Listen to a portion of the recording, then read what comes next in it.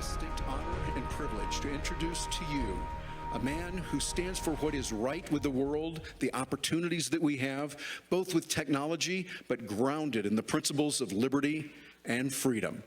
Join me in giving a rousing welcome to Roger Ver.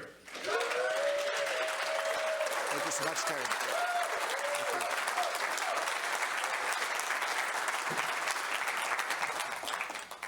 Hi, everyone. You thought you were going to hear about Bitcoin Cash.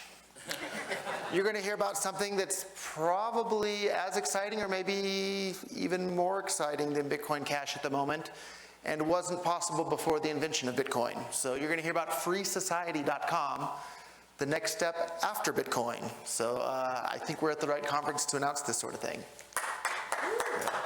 Thank you. So to sum it up, we are purchasing sovereign land from a government to create the world's first libertarian country.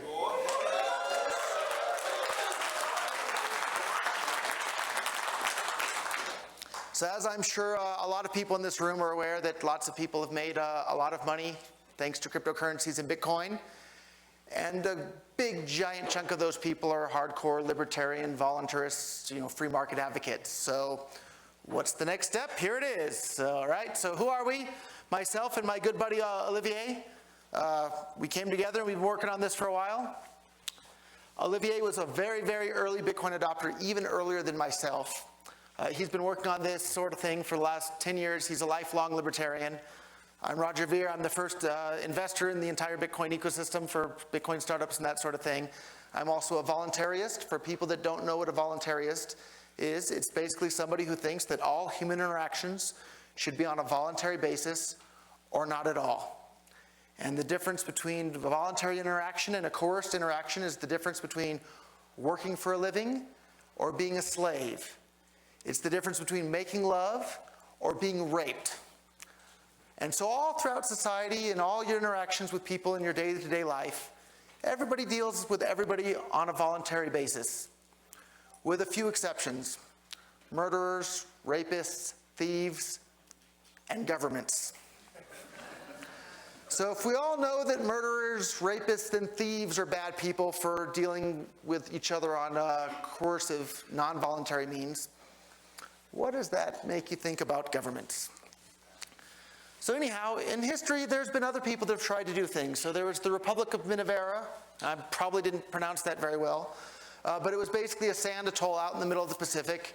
And a very, very wealthy group of people, I think it was in the late 70s, went out there and started dredging up more sand. And they tried to build their own island out in the middle of the Pacific. And they wanted to start their own, libertarian-ish, geographic piece of the world there. And what happened, as soon as they had spent a whole bunch of money dredging up this sand atoll and turning it into an island, the neighboring, local coercive, violent thugs showed up from the government of Tonga, I believe, and said, "Oh, thank you for dredging up this land for us. It's ours now." And they used a bunch of guns and kicked them out of there. Sealand is another very, very interesting story. It was a gun turret that was abandoned off the coast of the UK after World War II. And some people have set up a data center out there, and they kind of say that it's their own thing. Anyhow, seasteading is also very interesting. And Liberland is another project between Croatia and Serbia, where both countries claim this land doesn't belong to us. The reason they're claiming that land doesn't belong to either of those countries is because if they lay claim to that land, they lose claim to an even bigger piece of land that both countries want a lot more. But that's another fantastic project that I'm a big fan of and a supporter of as well. And anything that's peaceful, that's my motto. Anybody should be allowed to do absolutely anything that's peaceful. So throughout the world, if you can raise enough money, why not just ask? Hey, there's a lot of governments out there with a bunch of debt and poverty and natural disasters. Just ask them, hey, if we give you a whole giant pile of money, how about you give us some land? And that's exactly what we've done. And we've been really, really surprised by just how much reception there's been from these governments. So we can help them clear their national debt. We can help pretty much everybody that's at this conference realizes that the more economic freedom a place has, the more financial prosperity they have. If you look at that's right. So, if you look around the world, the places with the most economic freedom have the most material wealth. And I'm pretty sure that's going to happen in short order with our economic free zone. So, and of course, there's tremendous employment opportunities there because of this. And we already have more than $100 million of private capital committed to this. And that's just the start, right? To make it clear, the lawyers have told me very, very carefully that this is not an ICO. So we are not having an ICO. I just want to make that clear. But we're exploring very carefully what the appropriate ways to allow the general public to participate in this as well. So the $100 million is from people, hardcore libertarians that have made some money in the cryptocurrency space that want to see a free society within our lifetime. So we have a bit of selection criteria, right? We want to find a place that's close to existing economic powerhouses, needs to be accessible by water. We need it to be in a stable government conflict-free area. We don't want to build it where there's a war zone going on already. We need to have a big enough piece of land where we can really do this. And we need the existing country that we're going to buy land from has to have a constitution that allows for this sort of thing. So actually we called up some governments already. We've been talking to a number of governments already, and we were stunned by just how interested and enthusiastic they were. They're like, you're going to give us a bunch of money for land we're not particularly using already at the moment? So it was really, really a pleasant surprise just how interested they've been. And of course, small governments are easier to deal with than big giant governments, and we'll be naming some names in the future, but not quite yet today. And of course, the timing is right? People all across the world are realizing that government doesn't work. A big influencing book in my own life was Harry Brown's Why Government Doesn't Work. And I read that book and it started to open my eyes. I guess government doesn't work. And the whole world is becoming decentralized right before our eyes. I mean, we're all here at this conference, we know that. But the rest of the world is starting to realize that as well. And governments are, they're not only going in the opposite direction, they've been in the opposite direction since day one. They're a coercive institution that deal with other individuals by violence or threats of violence. And for any sane person, you should realize that dealing with other adults through violence or threats of violence, that's not the right way to live your life. So governments and all forms of violence, we're going to do away with those as much as we possibly can. So, and basically, we need to set the right example for the rest of the world, right? There's not going to be any government of any kind. All the basic rules will be agreed upon up front. So we're going to buy this land, and we're going to set the rules of the game plan there. And if anybody's read David Friedman's The Machinery of Freedom, there's a bunch of fantastic examples of how this could potentially work. But at the end of the day, the free market's going to be what figures it out. So the law and the Constitution are going to be part of the actual land deed for this. So think of it kind of like a private home ownership association. You lay out the ground rules from day one, and that's the playing rules. And it's going to be, again, based on the ideas of voluntarism and the non-aggression principle. Competing private protection agencies will deal with protection, right? Think about it. If a police car pulls up behind you while you're driving, do you feel more or less safe? If you're driving down the road and a private security guard that patrols the local shopping mall pulls up behind you, do you feel more or less safe? Probably about the same. But that should tell you which one of those agencies is doing a better job of making you feel safe and secure in your belongings. And we'll negotiate some additional protection from external threats from the country that sells us the land originally. The United Nations, I'm sure everybody here is probably not that big of a fan of the United Nations. We're not going to join. So of course, no plans to join, right? It would require a central authority. This land isn't going to have a central authority. We're all about decentralization. We're going to buy some land. There's not going to be a central authority. And not dealing with the UN avoids a lot of other issues. So I'm sure you're all wondering about passports. That would require a central authority. It would require UN membership, right? Just use your existing passport. Kids can automatically get the citizenship from their parents. The private market's going to come up with way better alternatives than passports, right? We can have ID systems in the blockchain. A lot of people probably don't realize it because everybody here was born after World War I. But before World War I, you didn't need a passport. You just showed up wherever the heck you wanted to go, and that was it. There was nobody there waiting at the border saying, your papers, please. And that's how it's going to be in our free society as well. So limitations, right? We need to minimize our attack surface. No nuclear weapons. Wikipedia has a great example of why nuclear weapons are a violation of the non-aggression principle, basically because they can't be used for any defensive purpose ever, and it's a threat to everybody around you. You can't export weapons and drugs, mainly because the other governments around you are going to be mad about that, and they probably won't sell us the land, so that'll be part of the land title. We'll have some sort of age of consent, and we won't be allowing people to secede. That'll be built into the original land title that they've agreed to when they purchased the land. So, what's next? We're exploring ways for the public and the interested parties to participate. Again, this is not an ICO. We welcome all libertarians, constitutional experts, free thinkers to join us, voluntarists, free market advocates. Anybody who wants to participate is welcome, so long as you are a fan of the non-aggression principle. So that's our big announcement. Sorry we didn't cover Bitcoin Cash, but before the invention of Bitcoin and cryptocurrencies, this sort of thing wouldn't have even been possible. So Bitcoin enabled this. This is the next step after Bitcoin. I think I have about 10 minutes left for questions. I imagine there's probably a few questions. Speak up, don't be shy, and visit freesociety.com for information. We have a white paper up there.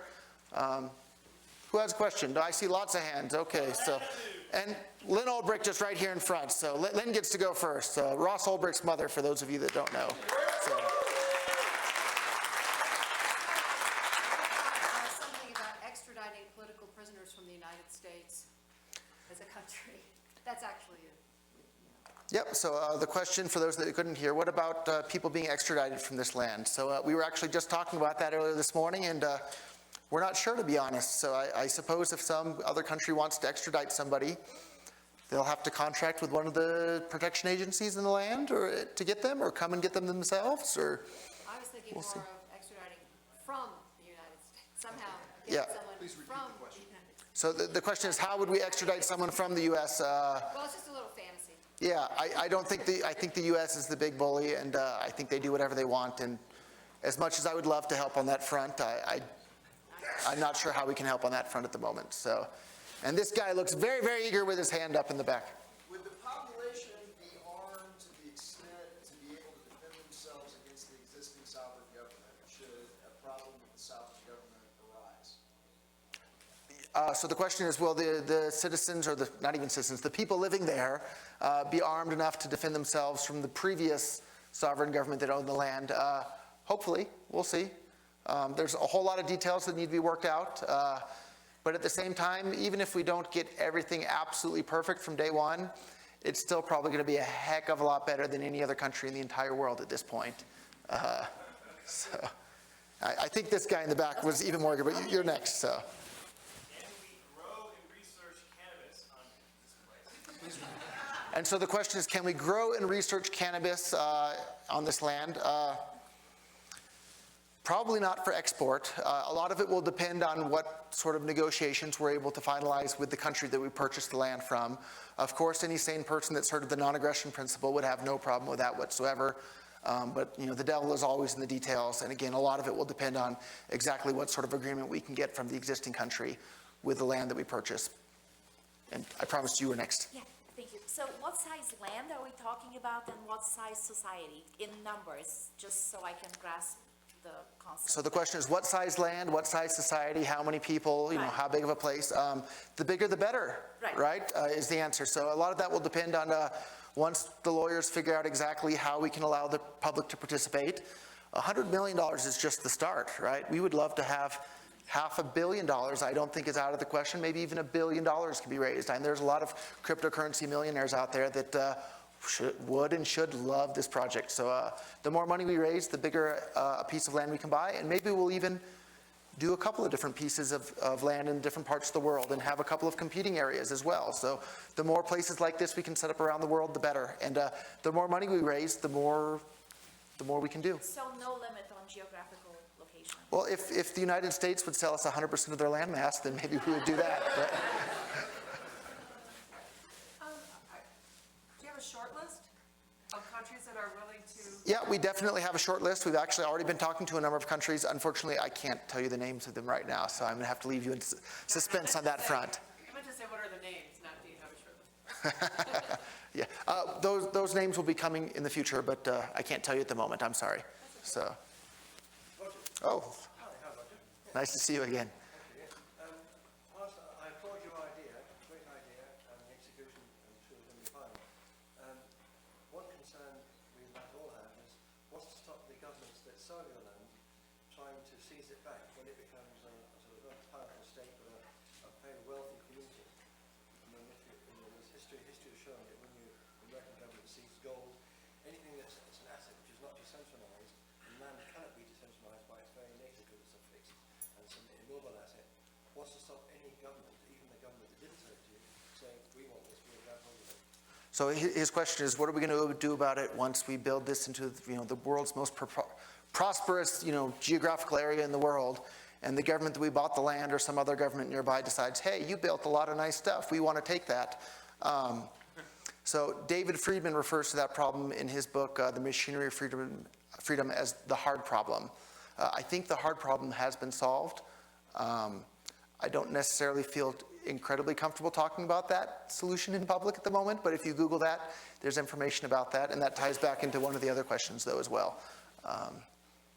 So what would determine what is the criteria you're saying that is to be able to be allowed to live there? Like, in other words, how do we get in the pearly gates, so to speak? So we're working out all the details again, and once again, this is not an ICO. But the idea at some point is to basically auction off the land. And then anybody that buys the land can do whatever they want with it within the title restriction of the land. And again, the question was, how do you get to come there and be there? So, the free market is, I guess, the short answer. So, will there be taxes, and how will you pay for the services that are required to maintain the whole country, specifically if you had a migrant invasion? so the question is, will there be taxes? Of course not. No, this society is based on the non-aggression principle. And what about the roads? Well, here's a pretty fancy piece of technology in my pocket, right? Governments didn't build this. This is a heck of it allows me to contact anyone anywhere on the planet for, I don't know, a couple pennies a day, depending on what my bill is, less than maybe $1 a day. I can contact anyone on the planet and communicate with them. That's a heck of a lot harder and more complicated to build than a flat spot on the ground. But granted, flat spots on the ground are important. But I think a nice way of looking at it will be just like, you have a big skyscraper building and you have an elevator shaft and all the tenants within the building contribute to maintain the elevator. It'll be the same way. All the property owners nearby, they want roads, they'll chip in voluntarily, and the free market will figure it out on the details. So no, there'll be no taxation of any kind. There will be no central authority of any kind to impose that taxation. We're going to find out what a free society actually looks like and works like. And even if you're not a libertarian, even if you're not a voluntarist, even if you're a hardcore statist and you love government controlling everything, you should love and support our project. And the reason why you should love and support our project is because all of us crazy libertarians can go off to our little piece of land and we can fail miserably, and you state-loving, president-worshiping people out there can say, look at how bad they screwed everything up. Look, we need our government. So even if you think I'm a nutcase and voluntarists and libertarians are nuts, you should still support our project so you have something to point at as to how badly we failed. And I don't think we're going to fail.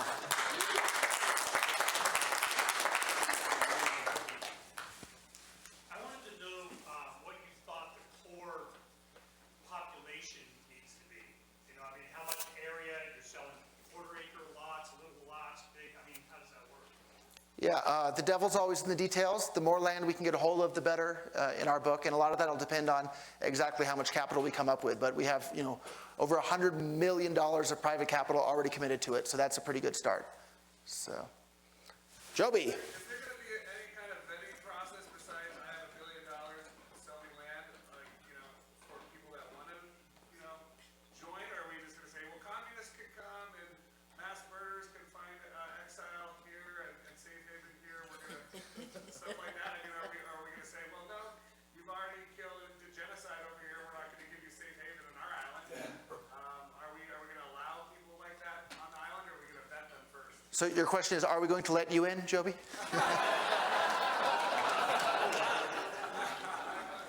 The devil is always in, the devil is always in the details. My initial gut reaction is that we probably wouldn't allow people to buy in if they have a bunch of money that was stolen from others. Texas. Again, we'll have to work out all of these, and there's still, this is in the early phases at this point, but we'll figure it out as we go here, so. Will there be a way for people to participate in, who wants to live in this country, to suggest IDs and suggest criteria of allowing these people to come there? I think you've just found a new business opportunity.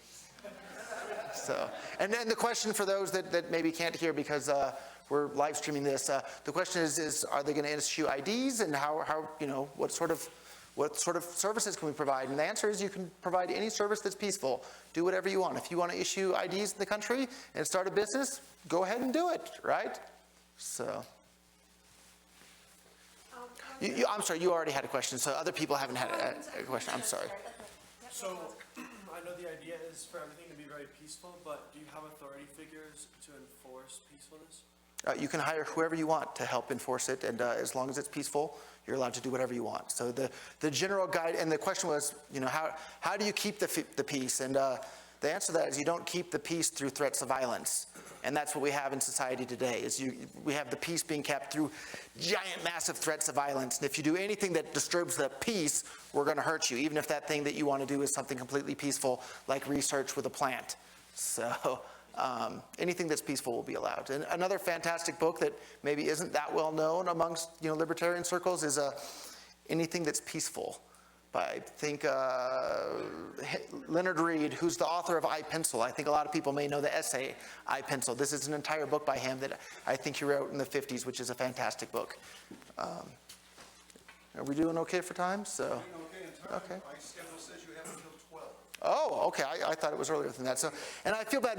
Rather than me picking people at random in the audience, maybe we can have people line up down here. Is that all right with you? We would need a Karen? microphone, and perhaps we can get. We can have people line up right here, and you can come on the microphone. Yeah, come on down. For short questions, no time for a presentation, a short question.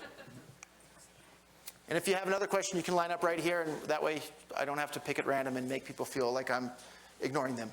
So how do you enforce the not peace? How do you enforce the not peace? Yeah, so if you see something not peaceful happening, feel free to take action. Right? It's all of us, so. Yeah. Roger, how much time do you think, realistically, it would be before we could actually move there? I mean, you're not holding your feet to the fire, but just what do you think? So the question was, how long until we can actually start moving there and showing up? Are we talking a year? Are we talking 10 years, So 20 years? All of us are getting older day by day, so no, I'm best case scenario, maybe within a year. Worst case scenario, within 5, I think, is where we're looking at. And realistically, maybe 2-ish is probably the right ballpark, so.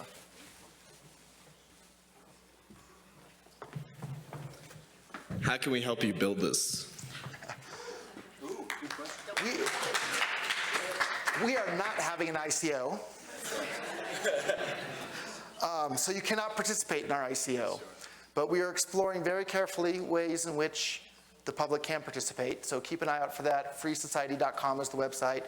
Follow us on Twitter. And if you want to get involved on the website, we have a contact form. We're looking for more people to help us, of course. So I look forward to having your help as well. So, thank you. So essentially, you're dealing with governments currently to buy this land. Now, a lot of those governments have acquired their land through force. How do you resolve making sure that, in many cases currently, we use the term First Nations have owned that land prior, and the governments have acquired it from those First Nations. Now, if you're purchasing land from the government who had acquired it through force, are you having a method to resolve that? Yeah, great question. My own personal opinion there is, for the most part, like, of course, what the United States government did to the Native Americans, absolutely horrible. I think the word for it is, mass murder. Absolutely horrible. But at the end of the day, the people that had that happen to them, they're all long dead and gone.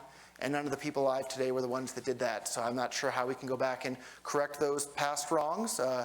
For people that have an idea on how to correct that, I'm all ears. I'm not trying to say correct it, I'm just trying to say resolve, we're buying, you're buying something we'll do our best to buy land that has the cleanest blood-free title that we can possibly find, but there's not much of that anywhere in the world at this point, so, yeah. I was just wondering if you had heard of the Ubuntu Liberation Movement with Michael Tellinger out of South Africa? A little bit louder one more time, so. I was just wondering if you had heard about the Ubuntu Liberation Movement out of South Africa with Michael Tellinger? So I've heard of Ubuntu, and that's as far as I know. So maybe you could tell me a tiny bit more, and Well, it's basically set up to where... right into the microphone. It's basically set up to where everyone contributes to community projects. So every week, if you have, a town of 1,000 people, for 3 hours a day, you have 3,000 man-hours at the end of the week getting done towards community projects in exchange for free energy technology, which is what he's working on. So he wrote a book called the Ubuntu Liberation Movement, but it moves us collectively towards a cashless society, not needing money because we've built a sustainable economy by everyone contributing. It'd be a really cool thing to implement in your town. I'll read more about that. Thank you so much for that. Super all for free market and also for inclusion. Are there thoughts about how to create this economy, that create the community so that there's a lot of people involved and it's not just rich white folks? Yeah. So the more people that participate, the better. And if you have some ideas, we would love the help. So, yeah. Thank you. Okay. Any other questions? Oh, we got one coming up?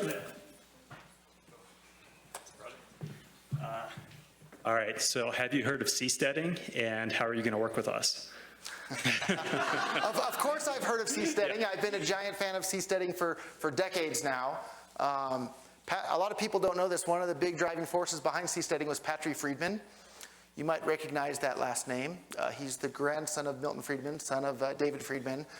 Read all of these guys. They really, really are sharp thinkers. So, of course, I'd love to work with you guys. Maybe you can start seasteading right off the coast of whatever land we wind up with. So Perfect. I'd love to communicate with that. Great. So. Awesome. Thanks. Thank you. Okay. Thank you all very much. Thank you. FreeSociety.com. Roger, thank you so much.